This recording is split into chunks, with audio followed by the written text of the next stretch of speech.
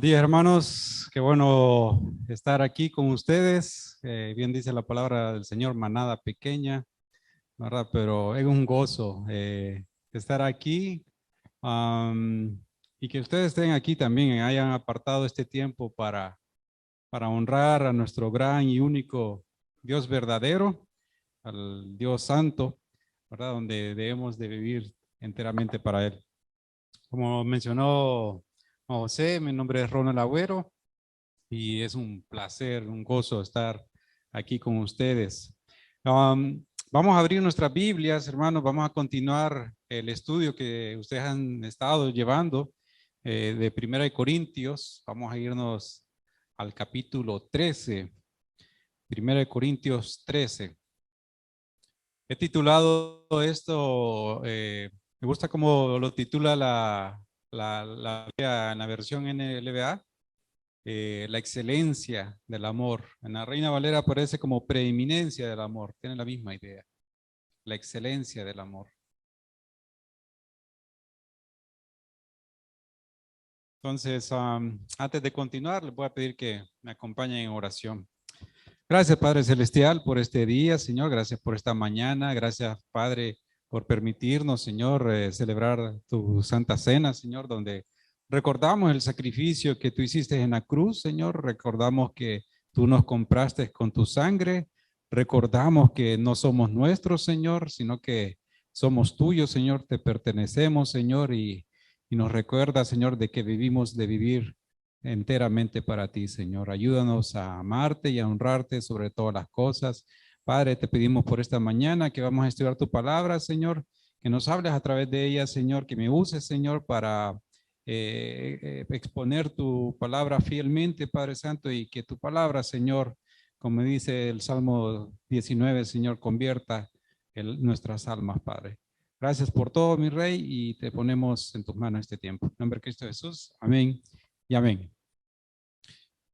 Entonces, antes de leer el versículo, me gustaría recordarles el contexto. La carta que le escribe Pablo a los Corintios, se recuerda que es a la iglesia de Corintios, ¿ok?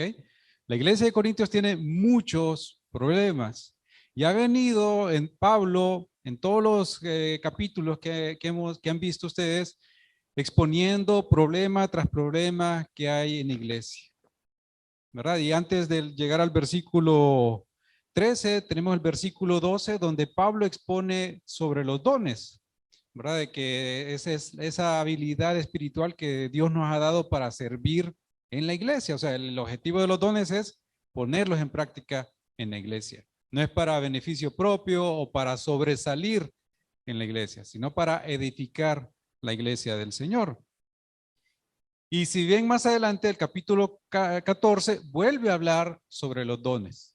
Habla un poco más específico, detalla cómo deben de usarse esos dones. En medio de esos dos capítulos tenemos el amor. Tenemos el capítulo del amor. Para muchos teólogos, este es como el Everest de este libro, porque es tan sublime, es tan claro y es tan fundamental en la iglesia que vamos a aprender que o sea, los dones espirituales sin el amor no son nada, no funcionan. O sea, podemos hacer muchas cosas en la iglesia, pero si no tenemos amor, no hacemos nada. Nuestro impacto, vamos a ver que la Biblia dice en este versículo que nuestro impacto sin amor no es que se reduce, sino que tiende a cero, no hace nada. Entonces, esa es la clave para la vida eclesiástica, el amor, el amor. Entonces vamos a leer, hermanos, todo el capítulo 13. Dice, versículo 1, si yo hablase lenguas humanas y angélicas y no tengo amor, vengo a ser como metal que resuena o címbalo que retiñe. Si tuviese profecía y entendiese todos los misterios y toda la ciencia, y si tuviese toda la fe, de tal manera que trasladase los montes y no tengo amor, nada soy. Si repartiese todos mis bienes para dar de comer a los pobres, y si entregase mi cuerpo para ser quemado, y no tengo amor, de nada me sirve. El amor es sufrido, el amor es benigno, el amor no tiene envidia, el amor no es jactancioso, no se envanece, no hace nada indebido, no busca lo suyo, no se irrita, no guarda rencor, no se goza en la injusticia, mas se goza en la verdad. Todo lo sufre, todo lo cree, todo lo espera, todo lo soporta. El amor nunca deja de ser. Pero las profecías se acabarán y cesarán las lenguas y la ciencia acabará, porque en parte conocemos y en parte profetizamos, mas cuando venga lo perfecto, entonces lo que es en parte se acabará.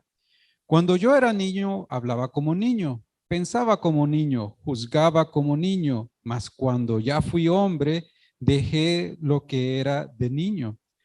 Ahora vemos por espejo, oscuramente, mas entonces veremos cara a cara. Ahora conozco en parte, pero entonces conoceré como fui conocido. Y ahora permanece la fe, la esperanza y el amor. Estos tres, pero el amor, pero el mayor de ellos es el amor. Ok, entonces, eh, perdón. Vemos que la palabra que predomina en este capítulo 13 es el amor. Y Pablo nos dice cuál es su efecto cuando no aplicamos amor en la Biblia y también nos da las características del amor.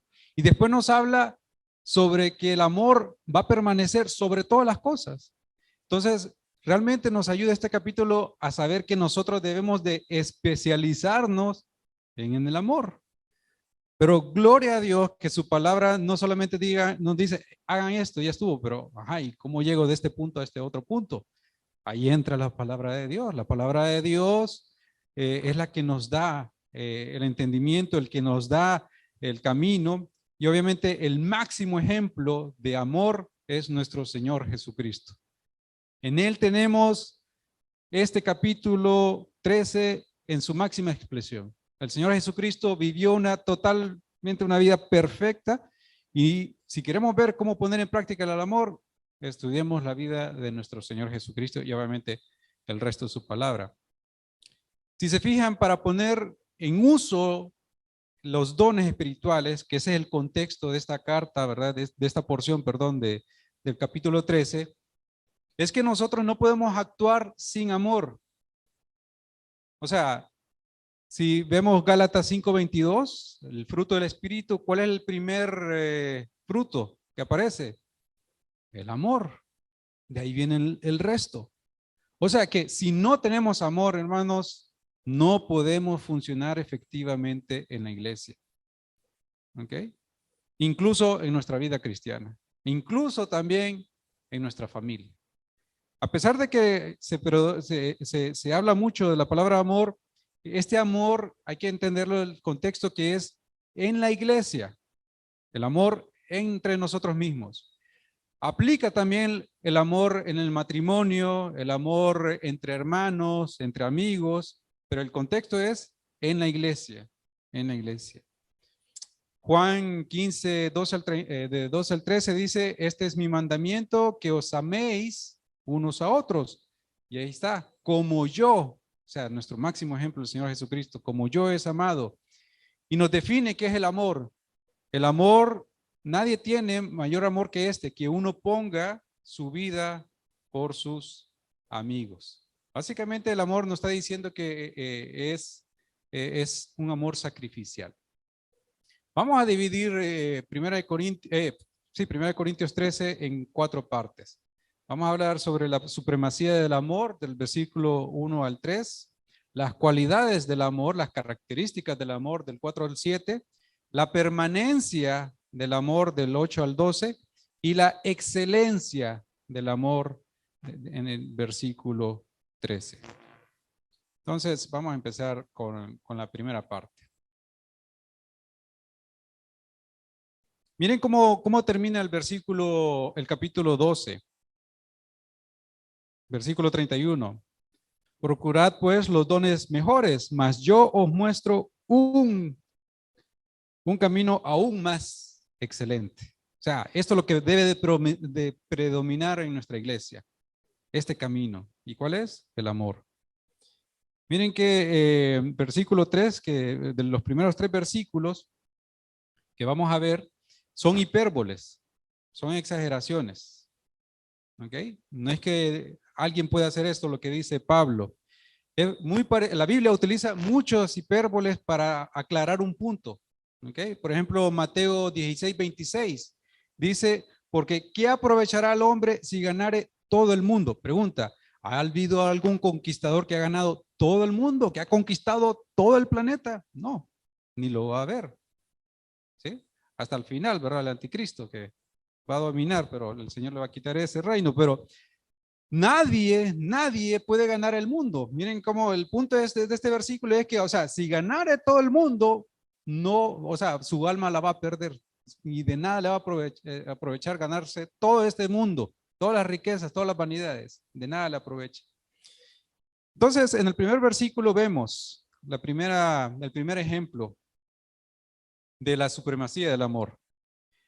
Si yo hablase en lenguas humanas y angélicas y no tengo amor, vengo a ser como metal que resuena o címbalo que retiñe. La palabra lengua viene del griego glosa, creo que ya lo han estudiado, ¿verdad? Anteriormente en los dones espirituales, capítulo 12.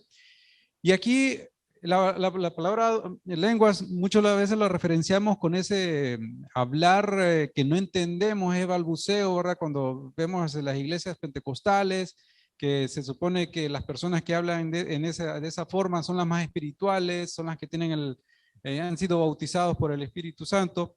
Pero claramente la Biblia nos enseña de que esa palabra lengua, que es glosa, significa idiomas, y son idiomas entendibles.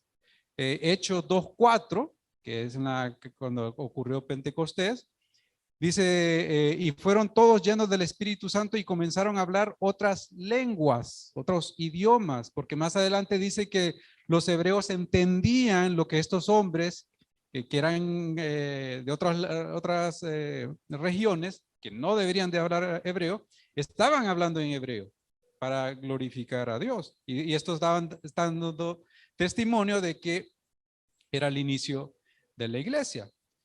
Entonces dice, si yo hablase lenguas humanas, o sea, está hablando de todos los idiomas. O sea, el mundo tiene muchos idiomas. Pablo hablaba varios idiomas, como van a estudiar en el capítulo 14, pero no hablaba todos los idiomas.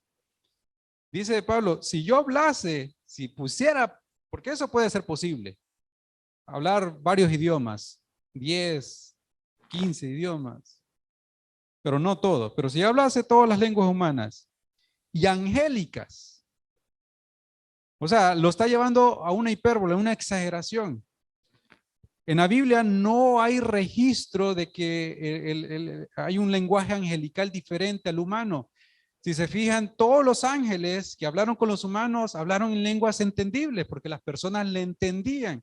Por ejemplo, cuando un ángel le habló a María, María entendió. Cuando un ángel le habló a uno de los padres del Antiguo Testamento, ellos se entendían, ¿verdad? No eran diferentes. Pero aún así, Pablo dice, si yo llegara a poder hablar el máximo lenguaje, el angelical, el que se habla allá en el cielo, o sea, el mejor discurso, pero si no tengo amor, vengo a ser como metal que resuena o címbalo que retiñe. O sea, un sonido que más bien es molesto, que no hace nada. O sea que Pablo habla y pone en primer ejemplo don de lenguas porque para los corintios era como el predominante porque los hacían sobresalir y los hacían así como que hey, yo soy mejores que ustedes, yo voy más adelante que ustedes. Pero Pablo enseña que aunque tuviera ese don y no tiene amor, no hace nada, no vale nada la persona. El segundo ejemplo, versículo 2 que tenemos, es el de profecía. Si tuviese profecía y entendiese todos los misterios y toda la ciencia, y si tuviera toda la fe, de tal manera que trasladase los montes, y no tengo amor, nada soy. Entonces el otro don que aparece aquí es profecía. Y profecía viene del hebreo profemi, que significa hablar ante. Es como lo que estoy haciendo yo aquí. Estoy hablando ante ustedes, ¿verdad? Entonces, básicamente ese don es proclamar la palabra de Dios, traer la verdad de Dios. Ya sea que se repite, por ejemplo, muchos apóstoles repetían lo que escucharon de Jesús, pero también puede ser proclamar alguna verdad futura, como lo hizo Juan, ¿verdad? El apóstol que profetizó acerca de los últimos tiempos de Apocalipsis. Entonces, este era de los mejores dones que Pablo mencionaba que buscásemos. Busquemos 1 Corintios 14:1. Dice, seguid el amor, el primero, lo mejor, ¿verdad? Mejor camino, y procurad los dones espirituales, pero sobre todo que profeticéis. La palabra, si queremos entender una mejor definición de qué es profecía, vámonos al capítulo 3, al versículo 3, ahí mismo de 1 Corintios 14. Pero el que profetiza, vamos a ver qué hace el que profetiza. Dice que el que profetiza habla a los hombres. ¿Para qué? Para edificación, exhortación y consolación. Eso es lo que hace el don de profecías. Para mí esa es la mejor definición de lo que hace ese don. Ya vemos que es para la iglesia, el don de profecía. ¿Ok? Entonces, Pablo dice que si yo pudiera profetizar, llevar la verdad de Dios, ¿verdad? Poder entender este libro a lo más extremo, pero si no tengo amor, nada soy. O sea, hay muchos pastores, ¿verdad? Que lo que buscan es la fama, estar, ¿cómo se llama? Sobresalir, ¿verdad? Es algo propio. Yo lo hago para mí mismo, no lo hago para ustedes, ¿verdad? Entonces, si no tengo amor, nada soy.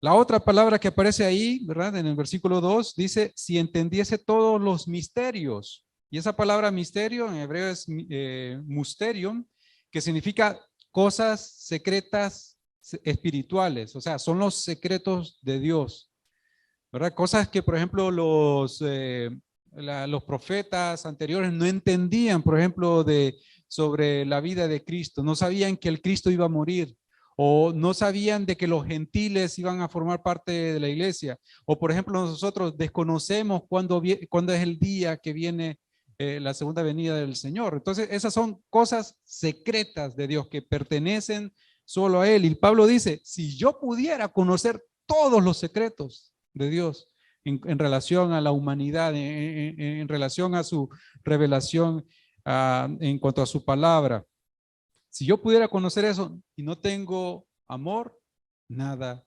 soy. La otra palabra que vemos en el versículo 2 es, si entendiese toda ciencia. La palabra ciencia aquí es genosis, que significa conocimiento en general, es la inteligencia, ese conocimiento que viene de la investigación. Entonces, si dice Pablo, si yo pudiera predicar profecía, ¿verdad? Y después dice, y en esa profecía dar todos los misterios, tener todos los datos humanos que ayudarían a soportar mi prédica, pero si no tengo amor, nada soy, nada soy. Entonces, vemos que el primer punto que nos da Pablo, ¿verdad? En estos versículos, es que nada podemos hacer sin amor, nada vale sin amor. El siguiente ejemplo que nos da Pablo es si tuviese toda la fe. Nosotros sabemos que Hebreos 11 nos da la definición de lo que es fe, ¿verdad? Que es la certeza y la convicción de lo que no se ve. Y esta fe es, dice Pablo, por ejemplo, dice, una fe extraordinaria, de tal manera que yo pudiera trasladarse los montes. El Señor Jesús dijo que si tuviéramos la fe como el de una semilla de mostaza, podríamos mover. Obviamente el Señor no está diciendo que ese es el fin nuestro, de que tuviéramos fe de mover montaña, porque nadie ha movido montañas. Imagínense el desorden que haríamos de mover una montaña a un lugar, ¿verdad? Así como, mi terreno, ¿dónde está? Entonces, vemos que es una exageración, ¿verdad? Es un punto que Pablo pone, dice, si yo tuviera esa fe máxima, y les digo, mira hermano, yo tengo la fe máxima, pero no tengo amor, nada soy. Lo otro, bueno, nadie puede tener una fe totalmente. Por ejemplo, me gusta este hombre en Marcos 9:24 que dice, un varón, ¿verdad? Que sanó a su hijo, dice, e inmediatamente el padre del muchacho clamó y dijo, creo, ayúdame en mi credulidad. O sea, Señor, ayúdame en la fe. Acordémonos que la fe viene por el oír y el oír la palabra de Dios. O sea que si queremos crecer en fe, ocupamos pasar tiempo en este libro. La fe no va a venir por ella sola. No va a venir así como que desperté y, tengo más fe. No. Requiere trabajo, requiere esfuerzo en estudiar la palabra de Dios. El otro ejemplo que pone Pablo es que dice, y repartiese todos mis bienes para dar de comer a los pobres. Y esta palabra de repartirse, repartir es la palabra al hebreo sumiso, que significa alimentar por pequeños bocados en la boca. O sea, como este pan, ir como que tengo un pedazo de pan grande y partirlo bastante y pedacito por pedacito. Entonces la idea aquí es como que, imagínense, alguien millonario dice, voy a convertir todos mis millones, todos mis bienes en efectivo y los voy a poner en billetes de a 100 y yo personalmente voy a ir entregando persona por persona 100 lempiras, 100 lempiras, 100 lempiras. Para alguien, para muchos es como, wow, el acto de bondad más supremo. Porque es fácil decir, voy a mandar un cheque a tal fundación y que ellos hagan. No, este es un acto donde esa persona va persona por persona dando un bocado. Dice que si repartiese mis bienes y nada soy, si no tengo amor, nada soy. O sea, muchas veces repartimos por los bienes por vanagloria, para que las personas me miren o para aplacar un pecado, ¿verdad? Así como, tal vez si pongo esto, el Señor tal vez me perdone, pero no. O sea, podemos hacer muchas cosas que parecen buenas, pero si no hay amor, no hay nada, tiende a nada. Miren el otro ejemplo. Y si entregase mi cuerpo, acordémonos que todo exagerado, ¿verdad? Lo que pone Pablo en estos 3 versículos. Si entregase mi cuerpo para ser quemado y no tengo amor, de nada me sirve. De nada me sirve.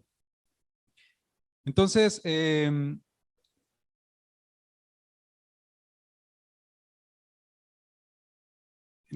vemos que nadie en su santo juicio va a entregar su cuerpo, ¿verdad? Pero obviamente escuchamos historias, bueno, vemos allá en el Medio Oriente, ¿verdad? Talibanes que se matan, pero a ellos se les promete, mire, si haces este sacrificio, cuando estés en el cielo vas a tener 15 vírgenes, entonces por eso lo hacen, ¿verdad? O sea, no es por amor, todo es por vanagloria.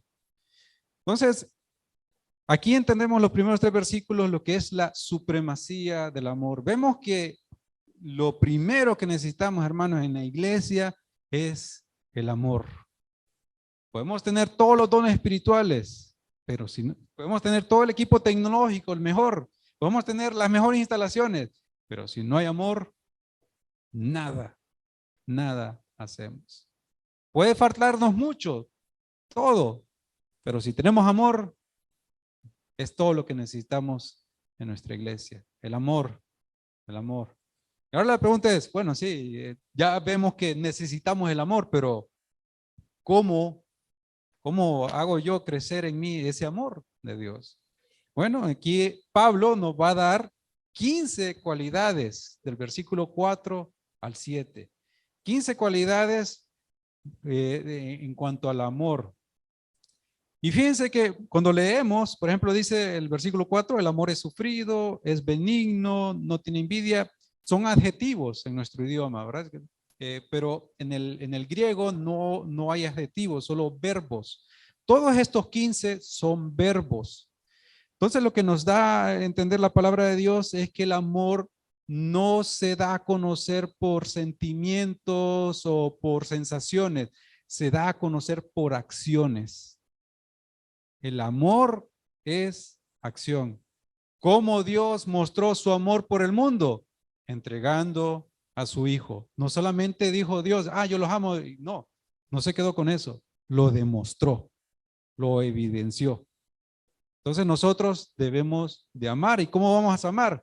Con acciones. Entonces, todos estos 15 cualidades que vamos a ver son acciones que nosotros podemos poner en práctica o podemos evaluarnos, saber si lo estamos haciendo o no, para saber si amamos o si no amamos. Algo que sí amamos somos nosotros mismos. En eso somos campeones, no ocupamos, ¿verdad? Amamos también a los que están cerca de nosotros, obviamente, ¿verdad? Pero no amamos a un desconocido o peor, a alguien que nos hace daño. Hermanos, nuestro Dios nos amó siendo enemigos de Él. Éramos enemigos de Él. Teníamos el puño alzado ante la cara de este Dios supremo. Y Él nos amó. No tenemos nosotros el por qué no demostrar el amor que Dios nos ha demostrado. Incluso en la oración que el Señor enseña a sus discípulos, dice, perdona nuestras ofensas como también nosotros perdonamos al que nos ofende. Así como Dios nos perdonó, tenemos que perdonar nosotros. Veamos esas 5 cualidades, 15 cualidades. Dice, el amor es sufrido. La palabra sufrido es macrotumia y significa sufrido, paciencia en extrema con las personas. Acordémonos que el ambiente que tenemos en este es que la iglesia está lleno de gente envidiosa, vanagloriosa, egoísta, mala. Vemos vieron en el capítulo 5 un hombre totalmente con una inmoralidad sexual, ¿verdad? Que estaba con su madrastra. Entonces, el amor no se desarrolla en un ámbito agradable o cálido, así como que, tengo mi familia, así es fácil de amar. No, lo pone en un ambiente hostil y empieza con esto. El amor es sufrido. Significa que, como mencionaba la palabra hebrea, es una paciencia extrema, o sea, que lleva mucho, o sea, se ocupa de mucho para que esta persona explote, para que esta persona estalle, para que esta persona agarre resentimiento o quiera hacer venganza. Es una paciencia extrema. ¿Qué nos indica eso? Que nosotros debemos de entender, hermanos, que nosotros somos pecadores, que necesitamos de Cristo y que estamos rodeados de otros pecadores y que por eso tenemos que ser pacientes. Tenemos que ser pacientes. Esto, como les mencionaba, esto es para la iglesia, pero aplica para el matrimonio. Si las personas cuando se casan saben de que son 2 pecadores que se están casando, tienen que entender que debe haber paciencia, que no son perfectos. ¿Sí? Entonces, esa es la primera característica. El amor es paciente, es paciente. Así como el Señor Jesucristo ha sido paciente con nosotros, hemos pecado día tras día y no nos consume el Señor, ¿verdad? No nos manda directamente al infierno, ahí como, ya estuvo. No, es paciente. Nosotros debemos de ser también pacientes. Esa es la primera característica. La segunda dice, el amor es benigno. La palabra benigno es crestos en hebreo. Acuérdense que todos son acciones, son verbos. Y significa bondadoso, amable, pero la raíz de la palabra es útil. útil en favor a otras personas. O sea que el amor no solamente es estático, así como que es bondadoso, como una mirada de amabilidad. No, es útil. Veo cómo ayudo a las demás personas en sus dificultades. Acuérdense, el amor es acción. Entonces, el amor busca el beneficio de los otros, no el propio. O sea que el amor no es estático, no es pasivo, se mueve, es útil para los demás. La tercera característica, el amor no tiene envidia. Y esta palabra envidia solo, bueno, significa, ya la han utilizado aquí en otras porciones de este 1 Corintios, y es de la palabra hebrea celo, que significa hervir. Y este básicamente es algo, a veces no se da a conocer esta parte de envidia.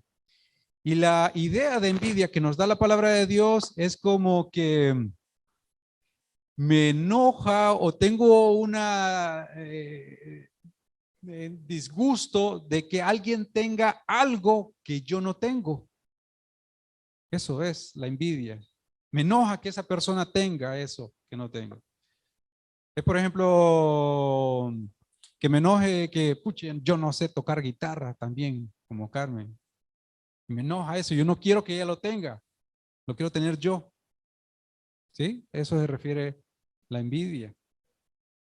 La otra palabra que tenemos que está seguido, miren, dice, el amor no tiene envidia. Este es, la empezamos con una envidia. Esto es el 8 de los, primero de los 8 negativos que tenemos característica del amor. Miren, el amor no es jactancioso. Y esta es la única vez o la única porción en la palabra de Dios que se utiliza esta palabra en el hebreo, que es perpetulia, perperuria, no, perperetai, sí, gracias, perperetai, y significa alarde de uno mismo. Esto va más allá de la envidia. La envidia, acuérdense que es, me enoja lo que alguien tiene porque yo no lo tengo. Pero la jactancia, es presumir algo que yo tengo para que ustedes lo deseen. O sea, mi idea es como hacerlos inferiores, como que, yo tengo esto y ustedes no. No sé si han visto personas que cuando están contando historias y uno termina la historia, pero eso no es nada, le dice, a mí me pasó esto. Oh, no, hombre, si yo tengo más que, ¿sí? Eso es la jactancia. O sea, va más allá. Quiero humillarlos a ustedes con lo que yo tengo. Y eso, amados, no puede existir en una iglesia. Eso no es amor. Entonces, si tenemos no, podemos evaluarlo con estas características, ¿verdad? Saber si realmente, realmente no tengo amor. Yo. O sí tengo. Ahí podemos arrepentirnos. Acuérdense que todo esto que es contrario a la palabra de Dios es pecado, ¿verdad? La otra, el quinto, dice, no se envanece. Y la palabra envanecer viene el hebreo fusio, que significa orgullo, arrogante, y viene la idea de inflar. Y este es como el contexto de los anteriores, de la jactancia. Yo me inflo, yo me elevo, yo la vista que yo tengo acerca de mí es muy elevada. Está por encima de todos. ¿Sí? Veo a todos por debajo. Y esa es la palabra envanecerse. O sea, el amor no es eso. No es envanecerse. La sexta, versículo 5. No hace nada indebido. No hace nada indebido. Y esta palabra en griego significa comportarse deshonradamente, o hacer algo indebido, o hacer algo con dureza, o la palabra deformado. Entonces, Esto era algo que ocurría en la iglesia de Corintios. Si se recuerdan, por ejemplo, en la cena del Señor, ¿qué hacían los corintios? Se embriagaban. O sea, hacían todo lo que ellos querían sin importarle el resto. Sí, es como que yo agarre un estacionamiento, 2 espacios, y a mí no me importa. No me importan los demás. Eso es lo que se refiere con eso de no hace nada individuo, no hace, o sea, pienso siempre, estoy pendiente en mi hermano, si le afecta o no. Nosotros somos como que, si a mí no me afecta, y a los demás no, y a los demás sí, no importa. Somos bien egocentristas. La palabra de Dios entonces está tratando de ver la diferencia, ¿verdad? De lo que es el amor. Algo que se me olvidó mencionar al principio, este amor que menciona la palabra de Dios es un amor ágape, la palabra ágape. En hebreo, por ejemplo, nosotros en español solo tenemos la palabra amor y uno puede decir amo a mi esposa, pero amo a mi carro o amo mi trabajo. ¿Sí? No hay una distinción. ¿Cuál ama más? ¿Su trabajo o su esposa? ¿Sí? Pero en hebreo no existe esa dificultad. Por ejemplo, la palabra eros es el amor físico, ¿verdad? Es el amor que está relacionado con la parte sexual. Es el amor, básicamente podemos decir que es el amor que solo quita, que solo pide. ¿Sí? El amor eros, así como que, sí, a mí me gusta, sí, eso es lo que quiero. El otro amor es el amor fileo, que es el amor filial relacionado con los hermanos, ¿verdad? Y ese amor podemos decir que es el amor que da y quita, o da y recibe. ¿Sí? Con un hermano podemos, una sociedad, me cae bien, sí, repartimos. Pero el amor ágape es el extremo, es el amor que únicamente da, es el amor que da. Y ese es el amor que está hablando aquí en este versículo 13. El amor da, no recibe, no busca recibir, siempre busca dar. El, el séptimo dice, el amor no busca lo suyo, porque habíamos hablado del amor ágape. Y este buscar es seteo, que dice buscar en orden de encontrar. O sea, el amor nunca va a buscar el beneficio para beneficio propio. Siempre voy a buscar el beneficio de la iglesia, de mis hermanos. Vámonos a 1 Corintios 14:12, ahí adelante. 14:12 dice, así también vosotros, pues, que anheláis dones espirituales, procurad abundar en ellos. ¿Para qué? Edificación de la iglesia. Ese es el punto de los dones, edificar a la iglesia. Hacer que los hermanos crezcan en santidad, a buscar que los hermanos huyan del pecado, ayudarlos, ¿verdad? A buscar de Cristo. Entonces el amor no busca lo suyo, busca el beneficio de los demás. La octava dice, eh, siempre en el versículo 5, no se irrita. La palabra irritar es enojarse fácilmente, un estallido fácilmente. O sea que no es fácil de hacerlo estallar. Esto lo podemos ver mucho en el ejemplo, en el matrimonio, ¿sí? Que cualquier cosita nos hace enojar, ¿sí? Y realmente cuando nos irritamos con nuestra esposa, ¿realmente la estamos amando? Sí, podemos dar evidencias, si es cierto o no, ¿verdad? Si cada vez que hace algo incorrecto nos irritamos, significa que no hay amor, significa que yo soy tan importante que si no hace lo que yo quiero que haga, me enoja, me enoja. No hay amor ahí. La novena, no guarda rencor. Está relacionada también con lo anterior. que aparte de no irritarse, no guarda rencor. Y esta palabra hebrea tiene una raíz contable de guardar registro. O sea, no lleva un historial. Mira cuántas llevas ya. A la tercera la vencida. No, no guarda registro. Un ejemplo de eso es esta palabra, ¿verdad? De logizamai, es la misma palabra de imputable de Romanos 4:8, que dice, bienaventurado al varón que se les perdonan sus pecados. Esa palabra se le imputar, ¿verdad? O sea, el Señor Jesús, Dios no nos lleva un registro de pecados, porque dice que el Señor manda a todos esos al fondo del mar, allá. Y saben que en la Nueva Jerusalén, en la Nueva Tierra, no va a haber mar. O sea que ya esos pecados desaparecen, no hay un registro. El amor no lleva registro, entonces. No llevamos así una lista, un cuaderno de, hoy hizo esto, hoy no me abrió la puerta, hoy no me trajo flores, hoy no me tenía la comida caliente. No llevamos registro. La décima. Versículo 6, dice, no se goza de la injusticia. Y este es bien común en la humanidad, hermanos.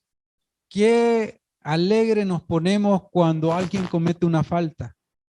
Escuchaste de fulano lo que hizo.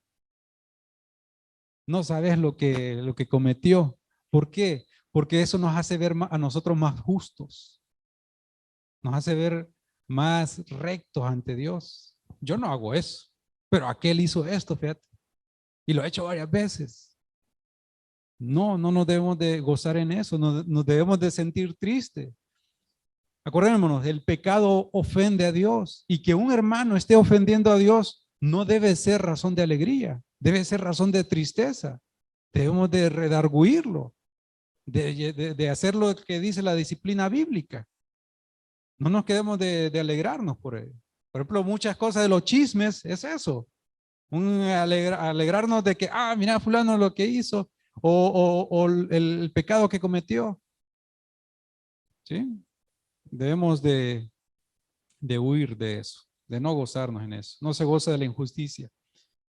Ahora aspectos positivos. Miren el 11. Más se goza de la verdad.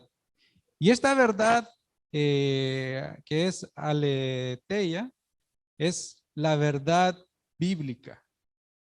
Acordémonos lo que dice Juan 17:17, santifícalos en tu verdad, tu palabra es verdad. En esto.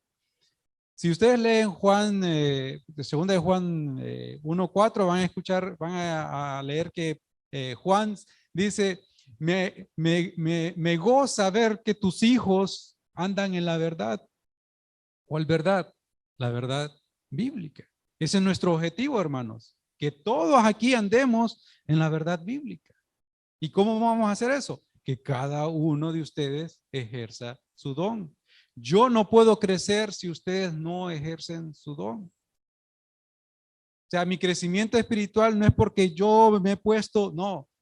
Tengo varios hermanos que han estado orando por mí, que me han ayudado en consejería, me han instruido en la palabra de Dios. Y por eso uno crece espiritualmente. Crecemos juntos. La iglesia no es una isla, no es una sola persona, es un conjunto de personas que Dios ha puesto a trabajar para que hagamos la obra de Él.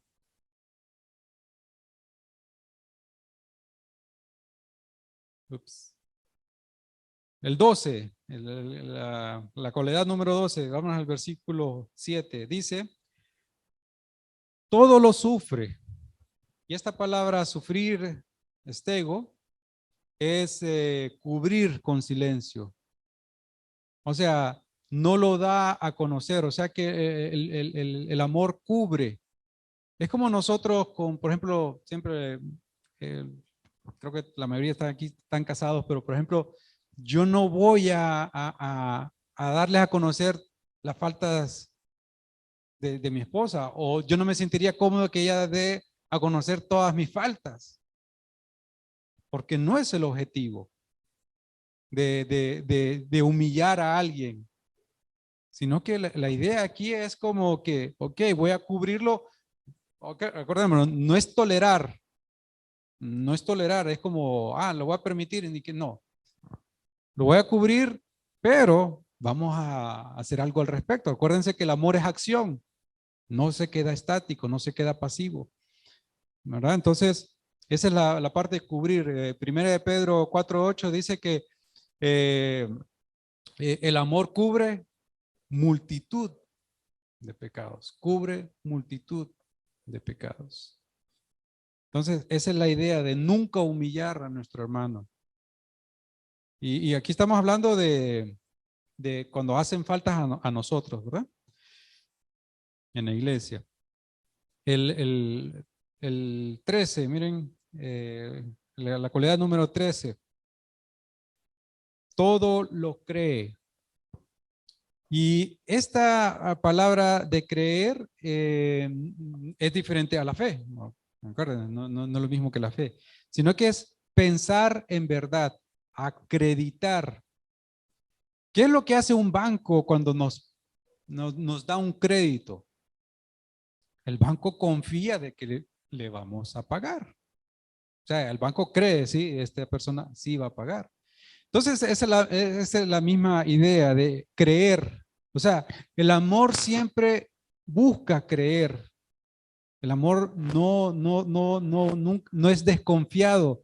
Es, por ejemplo, podemos ser con los hijos, ¿sí? Que no entienden, pero creemos que él va a hacer lo correcto, o creemos que va a creer en Dios, o por ejemplo nosotros hemos mentido tantas veces, pero las personas aún así nos siguen creyendo. Eso es lo que hace el amor, espera lo mejor de las personas, no es desconfiado, ¿sí? No anda buscando como, no, este no le creo, no voy a confiar en él, no, esa es la idea.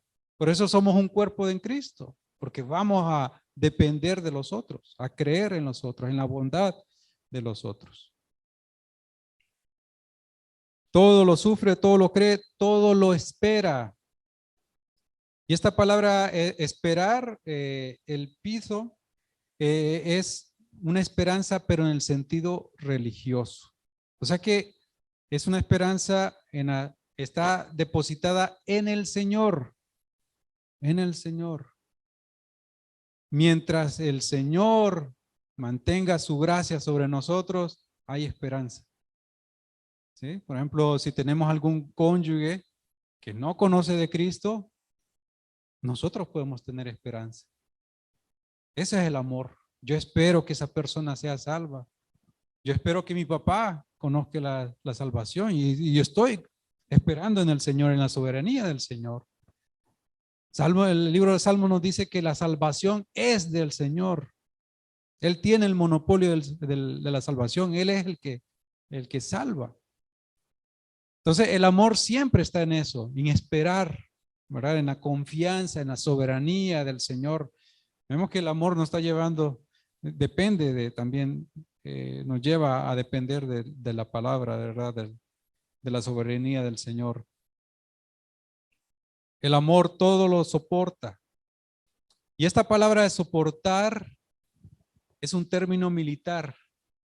O sea, no es soportar cosas pequeñas, es soportar cosas graves, ofensas hirientes, como en una guerra, ¿verdad? Entonces, es permanecer militarmente, o sea, nada nos va a dejar de amar. Es lo que sucede, llevémoslo al ejemplo de los matrimonios. ¿Por qué los matrimonios a los 2 años, a los 4 años se divorcian? Porque no quieren permanecer. No quieren, muy difícil. No, vamos a buscar a alguien mejor que me entienda. No, no. El amor permanece. Entonces vimos estas 15 cualidades que nos enseñan la Biblia de cómo amar. son acciones. Acuérdanos que el amor es acción. Vamos con los últimos versículos. Ya vamos a terminar. Vamos con la permanencia del amor. Ahora Pablo va a generar una tesis aquí. Miren el versículo 8. El amor nunca deja de ser. Y esta palabra nunca deja de ser o deja de ser es como viene del griego epicto, que significa como caer al suelo, o sea, nunca se va como una flor, nunca se marchita. O sea que de todas las cosas que tenemos aquí en esta vida, el amor es el que va a permanecer todo. Ni la muerte lo va a cambiar, ni incluso la eternidad lo va a cambiar, siempre va a permanecer. Y Pablo va a defender esa tesis. Miren el versículo 8. El amor nunca deja de ser, pero las profecías se acabarán, cesarán las lenguas y la ciencia acabará. O sea, todos estos dones que la gente busca van a acabar, no van a ser permanentes. El que va a permanecer es el amor. Versículo 9, porque en parte conocemos y en parte profetizamos, mas cuando venga lo perfecto, entonces lo que es en parte se acabará. O sea, todos estos dones son temporales, lo que nos está diciendo el Señor. O sea, no debemos de invertir tanto tiempo en que si no tenemos un don, ¿verdad? Obviamente el versículo 14 que leímos, que busquemos el de profecía, pero es el de predicar la palabra de Dios, darle, evangelizar al resto. Pero aquí, acuérdense que el contexto en Corintios es que ellos buscaban los dones más preeminentes, los que sobresalían. Pablo les está diciendo, no, eso que ustedes están buscando es vano. Es como muy parecido con las riquezas. ¿De qué gana el hombre ganando todo el mundo? Nada. Como nos dice la palabra de Dios, buscad primeramente el reino de Dios y su justicia. Cuando yo era niño, hablaba como niño, pensaba como niño, juzgaba como niño. Mas cuando ya fui hombre, dejé lo que era de niño. Básicamente nos está enseñando, hey, crezcamos, hermanos, para saber cuáles son las prioridades. ¿Cuáles son las prioridades? Un niño, si le preguntamos qué es lo importante para él, van a decir, jugar. No, pero jugar no te va a dar de comer. O sea, sus prioridades son totalmente contrarias a lo importante en la vida, ¿verdad? Entonces, igual que en la vida cristiana, cuando somos como niños no sabemos qué es lo importante, a qué debemos de apuntar. Versículo 12, ahora vemos por espejo, oscuramente, mas veremos cara a cara. Ahora conozco en parte, pero entonces conoceré como fui conocido. Y aquí está llegando a esa estación perfecta cuando estemos allá, cuando ya haya pasado todo lo que tiene que pasar en el Apocalipsis y ya ponga el Señor todo su reino, ¿verdad? Cuando ya mande a todos a la condenación eterna. Y ya vamos a conocer como fuimos conocidos, vamos a entender más y vamos a tener un concepto del amor increíble. Por eso en el cielo no hay matrimonio, no hay familias, por así decirlo. ¿Por qué? Porque todos los que estemos allá vamos a hacer una unión tan grande, tan intensa, como el amor que el Señor ha derramado sobre nosotros. Entonces, estos versículos nos enseñan sobre la permanencia del amor. Y el último, la excelencia del amor, que es lo que termina Pablo en versículo 13. Ahora permanece la fe y la esperanza. O sea, lo que tenemos ahorita, la fe y la esperanza y el amor, estos tres, pero el mayor de ellos es el amor. La fe, mis hermanos, va a terminar cuando miremos a nuestro Señor Jesucristo. Ahorita andamos por fe. Amamos a uno que no hemos visto. Cuando lo veamos, se termina la fe. Esperanza. Esperanza es, cuando yo llegue al cielo. Cuando estemos allá, ya se terminó la esperanza, ya llegó esa ocasión, ya se cumplió eso. Pero el que no se va a acabar, y el mayor de ellos es el amor. Entonces, para terminar, aquí daríamos 5 conclusiones, pero más bien quiero darles 5 recomendaciones para poner en práctica el amor. La primera recomendación es: reconozcamos que es un mandato. No es una sugerencia del Señor amar, es un mandato. Si somos hijos de Él, si hemos reconocido el señorío de nuestro Señor Jesucristo, vamos a obedecer este mandato. Romanos 13, del 8 al 10 dice, no debáis a nadie nada, sino el amaros unos a otros, porque el que ama al prójimo ha cumplido la ley. Porque no adulterarás, no matarás, no hurtarás, no dirás falso testimonio, no codiciarás, y a cualquier otro mandamiento. Y en esta sentencia que se resume, amarás a tu prójimo como a ti mismo. El amor no hace mal al prójimo, así que el cumplimiento de la ley, ¿qué es? El amor. Es un mandato, el amor. Reconozcamos. Entonces, pidámosle ayuda al Señor. Señor, ayúdame a amar. Y no nos vamos a quedar ahí como, ayúdame a amar y ya estuvo. No, vamos a estudiar su palabra, ponerla en nuestra mente, a meditarla día y noche. Bueno, el segundo, y después el tercero. No solamente reconozcamos que es un mandamiento, reconozcamos que tenemos el poder para hacerlo. Nadie puede decir en este cuarto, en este salón, yo no puedo hacerlo, hermano. No, todos aquellos que hemos reconocido al Señor Jesús como nuestro único Salvador, todo lo que hicimos allá en Romanos 10:9, ¿verdad? Confesar nuestros pecados, reconocer que Jesucristo es el Señor, hemos recibido al Espíritu Santo. Por lo tanto, todos ustedes, todos nosotros tenemos la habilidad de amar. Nadie puede decir, no puedo amar. Sí, todos podemos amar. Romanos 5:5 dice, porque el amor de Dios ha sido derramado en nuestros corazones. O sea, ya derramó el amor de Dios, ya tenemos el ejemplo, ya tenemos la fuerza, tenemos su palabra para poder amar.